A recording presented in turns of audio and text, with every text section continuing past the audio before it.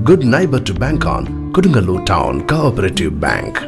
17 ബ്രാഞ്ചുകളിലും anywhere banking സംവിധാനം. സഹകരണ മേഖലയിലെ റിസർവ് ബാങ്ക് ലൈസൻസ് ഉള്ള കൊടുങ്ങല്ലൂരിലെ ഏക കോഓപ്പറേറ്റീവ് ബാങ്ക് എന്ന ബഹുമതിയും KTC ബാങ്കിന് സ്വന്തം.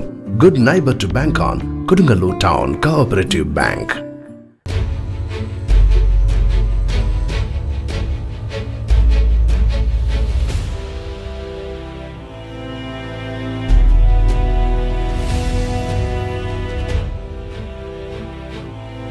എറിയാട് അഴീക്കോട് തീരദേശ ഹൈവേ അലൈൻമെന്റ് മാറ്റി സ്ഥാപിക്കണമെന്നാവശ്യപ്പെട്ട് നടത്തുന്ന സായാഹ്ന ധർണയ്ക്ക് MES കൊടുങ്ങല്ലൂർ താലൂക്ക് കമ്മിറ്റിയുടെ ഐക്യദാർഢ്യം.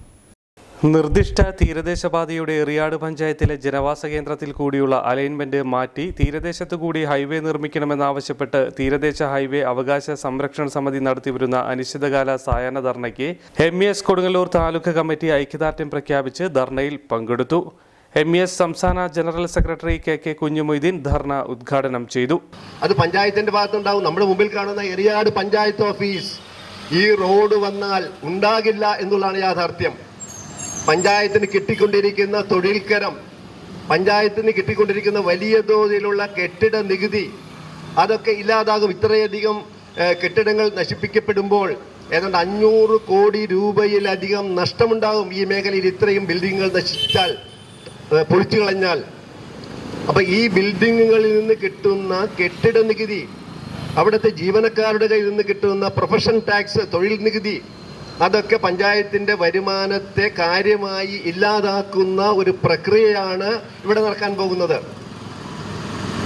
മാത്രമല്ല ഒട്ടനവധിയായ ആരാധനാലയങ്ങൾ, എറിയാട് കടപ്പൂര് പള്ളി, പേബസാർ മഹല്ല് പള്ളി, പുത്തൻപള്ളി തുടങ്ങിയ മഹല്ല് പള്ളികളുടെ ഖബർസ്ഥാനുകൾ, വൈകാരികമായി ജനങ്ങൾക്ക് വളരെ ഗൗരവമുള്ള ഖബർസ്ഥാനുകൾ പൊളിച്ചു മാറ്റി, ഭാഗികമായിട്ടെങ്കിലും പൊളിച്ചു മാറ്റേണ്ടി വരും.